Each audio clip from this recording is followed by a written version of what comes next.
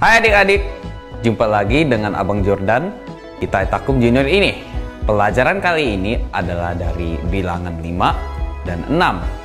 Tapi sebelum kita mulai, kita cek dulu ya. Do you have your Bible with you? Check. Do you have your notebook with you? Check. Do you have your pen or pencil with you? Check. How about no food and no drinks? Great. And have you put your toys away? Good. That means you are ready.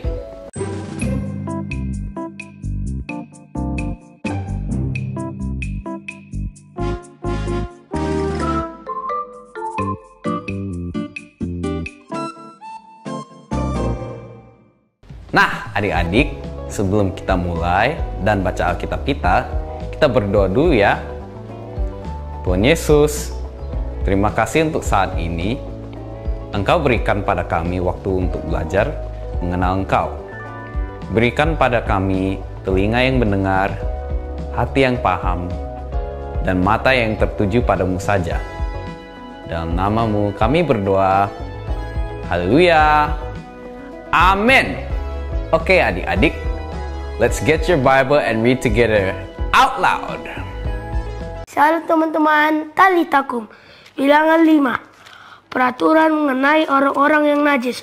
Tuhan berfirman kepada Musa, perintahkanlah kepada orang Israel supaya semua orang yang sakit kusta, semua orang yang mengeluarkan lelahan, dan semua orang yang najis oleh mayat disuruh meninggalkan tempat perkemahan, baik laki-laki maupun perempuan. Haruslah kau suruh pergi keluar tempat perkemahan, haruslah mereka kau suruh pergi, supaya mereka jangan menajiskan tempat perkemahan di mana aku diam di tengah-tengah mereka. Maka orang Israel berbuat demikian. Mereka menyuruh orang itu meninggalkan tempat perkemahan seperti yang difirmankan Tuhan kepada Musa. Demikianlah diperbuat orang Israel. Peraturan mengenai penebusan salah.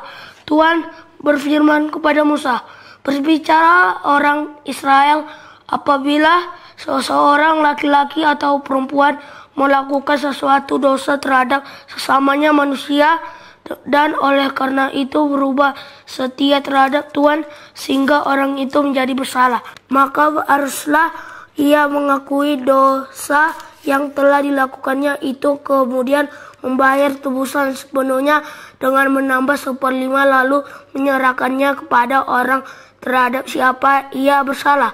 Tetapi apabila orang itu tidak ada kaumnya, kepada siapa dapat dibayar tebusan salah itu, maka tebusan salah yang harus dibayar itu menjadi kepunyaan Tuhan. Dan ada lagi bagian imam, belum terhitung domba jantan perdamaian yang dipakai untuk mengadakan perdamaian bagi orang itu.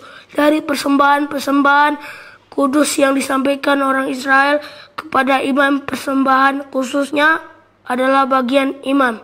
Sedang persembahan-persembahan kudus yang dibawa oleh seorang, ada bagian orang itu sendiri. Hanya apa yang diserahkannya kepada seorang imam adalah bagian imam itu.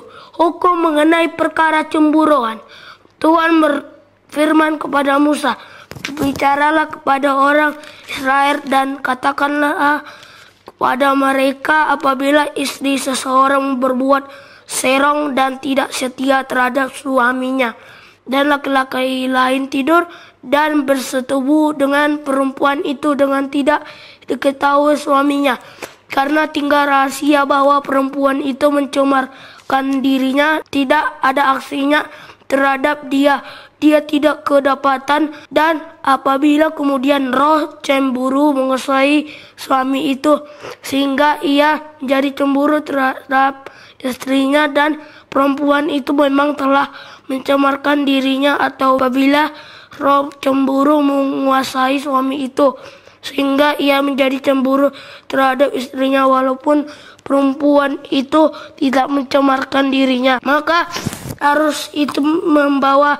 istrinya kepada imam, dan orang itu harus membawa persembahan karena perempuan itu sebanyak 1/10 eva tepung jelai yang ke atasnya tidak dituangkannya minyak dan yang tidak dibubuhinya kemenyan, karena korban itu ialah korban sajian cemburuan, suatu korban peringatan yang mengingatkan kepada kedurjanaan. Maka haruslah imam menyuruh perempuan itu mendekat dan menghadapkannya kepada Tuhan. Lalu imam harus membawa air kudus dalam suatu tempayan tanah, kemudian harus memungut debu yang ada di lantai kemas suci dan memboboknya ke dalam air itu.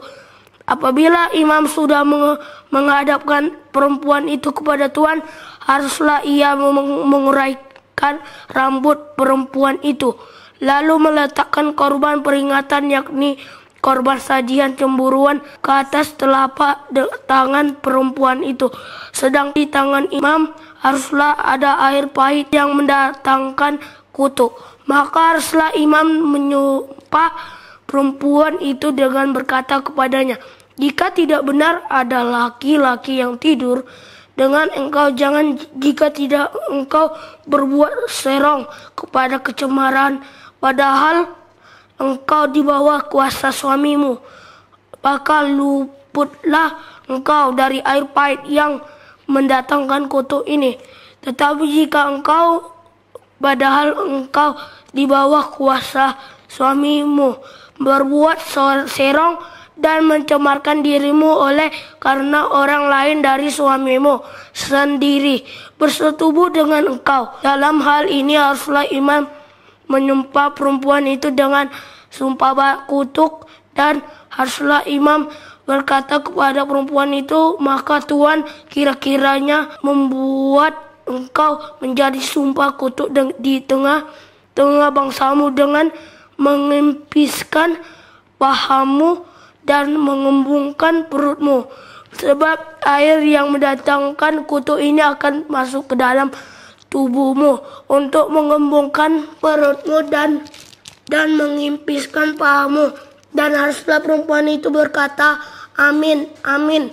Lalu imam harus menuliskan kutuk itu pada sehelai kertas dan menghapusnya dengan air pahit itu. Dan ia harus memberi perempuan itu minum air pahit yang mendatangkan kutuk itu, dan air itu akan masuk ke dalam badannya dan menyebabkan sakit yang pedih. Maka haruslah imam mengambil korban sajian cemburuan dari tangan perempuan itu, lalu menunjukkan ke hadapan Tuhan dan membawanya ke mesbah. Sesudah itu haruslah imam mengambil sebagian bagian ingatnya dan membakarnya di atas mesbah, kemudian memberi perempuan itu minum air itu. Setelah terjadi demikian, apabila perempuan itu memang mencemarkan dirinya dan berubah setia terhadap suaminya, air yang mendatangkan sumpah serapah itu akan masuk ke badannya dan menyebabkan sakit yang pedih sehingga perutnya mengembung dan pahanya mengempis, dan perempuan itu akan menjadi sumpah kutuk di antara bangsanya. Tetapi apabila perempuan itu tidak mencemarkan dirinya, melainkan ia suci, maka ia akan bebas dan akan dapat beranak. Itulah hukum tentang perkara cemburuan. Kalau seorang perempuan telah berbuat serong dan mencemarkan dirinya, padahal ia di bawah kuasa suaminya, atau kalau roh cemburu menguasai seorang laki-laki sehingga ia cemburu terhadap istrinya, ia harus menghadapkan perempuan itu kepada Tuhan, dan iman haruslah melaksanakan seluruh hukum ini kepada perempuan itu. Laki-laki itu akan bebas daripada salah, tetapi perempuan itu haruslah menanggung akibat kesalahannya. Amin. Talitakum. Shalom teman-teman. Talitakum. Hukum mengenai kenajiran. Tuhan berfirman kepada Musa, berbicaralah kepada orang Israel dan katakanlah kepada mereka, apabila seseorang laki-laki atau perempuan mengucapkan nazar khusus, yakni nazar orang najir, untuk mengkhususkan dirinya bagi Tuhan, maka haruslah ia menjauhkan dirinya dari anggur dan minuman yang memabukkan. Jangan meminum cuka anggur atau cuka minuman yang memabukkan, dan jangan meminum sesuatu minuman yang dibuat dari buah anggur, dan jangan memakan buah anggur, baik yang segar maupun yang kering. Selama waktu kenajirannya, janganlah ia makan sesuatu apapun yang berasal dari pohon anggur, dari bijinya sampai kepada pucuk rantingnya. Selama waktu najarnya sebagai orang najir, janganlah pisau cukur lalu di kepalanya. Sampai genap waktunya ia mengkhususkan dirinya bagi Tuhan. Haruslah ia tetap kudus dan membiarkan rambutnya tumbuh panjang. Selama waktunya ia mengkhususkan dirinya bagi Tuhan. Janganlah ia dekat kepada mayat orang, bahkan apabila mati ayahnya atau ibunya, saudaranya laki-laki ataupun saudaranya perempuan. Janganlah ia menajiskan dirinya kepada mereka, sebab tanda kenajiran bagi Allahnya ada di atas kepalanya. Selama waktu kenajirannya ia kudus bagi Tuhan. Tetapi apabila seseorang mati di dekatnya, jangan sangat tiba-tiba sehingga ia menajiskan rambut kenajirannya, maka haruslah ia mencukur rambutnya pada hari pentahirannya, yaitu pada hari yang ke-7. Haruslah ia mencukurnya pada hari yang ke-8. Haruslah ia membawa 2 ekor burung tekukur atau 2 ekor burung merpati kepada imam ke pintu kemah pertemuan. Maka haruslah imam mengolah yang seekor menjadi korban penghapus dosa, dan yang lain menjadi korban bakaran, dan mengadakan pendamaian bagi dia, oleh karena dia telah berdosa dengan berada dekat mayat. Pada hari itu juga ia harus menguduskan kepalanya dan mengkhususkan waktu kenajirannya bagi Tuhan. Ia harus membawa seekor domba jantan berumur 1 tahun menjadi korban penebus salah hari-hari yang sudah lewat dianggap batal, karena rambut kenajirannya telah menjadi najis. Dan inilah hukum tentang seorang najir. Apabila waktu kenajirannya genap, ia harus dibawa ke pintu kemah pertemuan, dan ia harus mempersembahkan sebagai persembahannya kepada Tuhan seekor domba jantan berumur 1 tahun yang tidak bercela untuk korban bakaran, dan seekor domba betina berumur 1 tahun yang tidak bercela untuk korban penghapus dosa, dan seekor domba jantan yang tidak bercela untuk korban keselamatan. Juga sebakul roti yang tidak beragi, yakni roti bundar dari tepung yang terbaik yang diolah dengan minyak, dan roti tipis yang tidak beragi diolesi dengan minyak, serta dengan korban sajian dan korban-korban curahannya. Lalu haruslah imam membawa semuanya itu ke hadapan Tuhan dan mengolah korban penghapus dosa dan korban bakarannya. Domba jantan itu haruslah diolahnya sebagai korban keselamatan bagi Tuhan, beserta sebakul roti yang tidak beragi itu. Juga haruslah imam mengolah korban sajian dan korban curahannya. Maka haruslah orang najir itu mencukur rambut kenajirannya di depan pintu kemah pertemuan, lalu mengambil rambut kenajirannya itu dan melemparkannya ke dalam api di bawah korban keselamatan.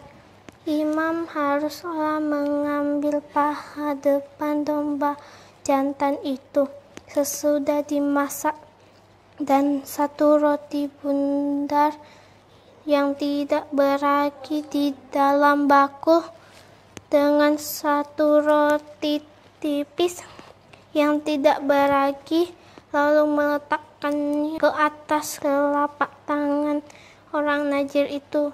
Setelah orang ini mencukur rambut kenajirannya, kemudian haruslah imam menunjukkan semuanya itu ke hadapan Tuhan sebagai persembahan.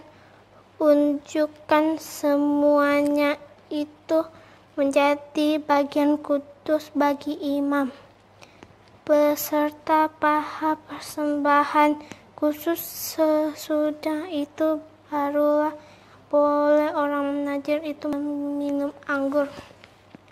Itulah hukum tentang orang najir yang menajarkan persembahannya kepada Tuhan. Berdasarkan kenajirannya belum dihitung apa yang ia mampu mempersembahkan. Di samping itu sesuai dengan bunyi najar yang diikrarkannya, demikianlah harus dilakukannya berdasarkan hukum tentang kenajirannya. Ucapan berkat imam. Tuhan berfirman kepada Musa, "Berbicaralah kepada Harun dan anak-anaknya, beginilah harus kamu memberkati orang Israel. Katakanlah kepada mereka, Tuhan memberkati engkau dan melindungi engkau. Tuhan menyinari engkau dengan wajahnya dan memberi engkau kasih karunia. Tuhan menghadapkan wajahnya kepadamu dan memberi engkau damai sejahtera. Demikianlah harus mereka meletakkan namaku atas orang Israel, maka aku akan memberkati mereka." Amin. Talitakum. Nah, dari pelajaran sebelumnya, kita sudah tahu kalau Tuhan tuh sudah mengatur posisi perkemahan orang Israel. Apa yang ada paling tengah? Yes, kemah suci ada di tengah-tengah. Kemah suci itu adalah lambang apa, adik-adik? Betul, kemah suci adalah lambang hadirat Tuhan di tengah-tengah umatnya. Lalu setelah itu, suku apa yang berkemah sekeliling kemah suci? Suku Lewi, karena tugas mereka adalah untuk membatasi, menjaga, merawat, dan melakukan tugas-tugas di kemah suci. Adik-adik masih ingat gak? Suku apa yang tempatnya paling depan di sisi gerbang masuk kemah suci? Suku apa? Yes, suku Yehuda. Yehuda artinya pujian. Jadi Tuhan mengajari umatnya untuk masuk gerbangnya dengan pujian. Nah, di bilangan 5-6 ini Tuhan buat peraturan bahwa siapa saja yang nggak kudus harus disingkirkan dari perkemahan. Baca di bilangan 5 ayat 2. Tuhan juga ingatkan bangsa Israel yang buat kesalahan. Mereka harus tebus kesalahan mereka dengan membawa korban persembahan. Bilangan 5 ayat 6-7. Tuhan mau menunjukkan pada bangsa itu bahwa Tuhan tahu semua yang tersembunyi. Semua pelanggaran dan yang tidak kudus itu gak tersembunyi untuk Tuhan. Tapi semua pelanggaran dan yang tidak kudus itu harus diakui. Tujuannya apa? Supaya perkemahan bangsa Israel tetap kudus. Kita sudah baca tadi di awal dari pasal 5 ayat 3. Nah, kenapa harus dijaga supaya kudus? Karena ada Tuhan di antara mereka. Kalau ada yang gak kudus, maka Tuhan akan menyingkirkan yang gak kudus itu. Siapa saja yang bersalah dan melanggar peraturan kekudusan Tuhan akan dihukum. Apa akibat kalau ada yang tidak kudus di perkemahan? Yang pertama, yang tidak kudus bisa mati. Karena kekudusan Tuhan tidak bisa bersatu dengan yang tidak kudus. Terang tidak bisa bersatu dengan gelap. Yang kedua, Tuhan akan meninggalkan mereka dan tidak bisa berdiam dengan mereka. Kalau Tuhan tidak bersama mereka, akibatnya adalah kehancuran, kekalahan, kekacauan, dan kematian. Karena itulah ada peraturan-peraturan yang harus mereka jaga supaya hadirat Tuhan tetap ada. Terus buat kita sekarang bagaimana? Ingat ya adik-adik, di mana Tuhan tinggal sekarang? Dia ada di dalam kita. Jadi, tubuh kita adalah bait sucinya. Ayo, ayatnya di mana? Ya betul, di 1 Korintus 6 ayat 19. Atau tidak tahukah kamu bahwa tubuhmu adalah bait Roh Kudus yang diam di dalam kamu, Roh Kudus yang kamu peroleh dari Allah, dan bahwa kamu bukan milik kamu sendiri. Jadi, bagaimana kita jaga kekudusan hadirat Tuhan dalam hidup kita? Jawabannya adalah melalui Yesus.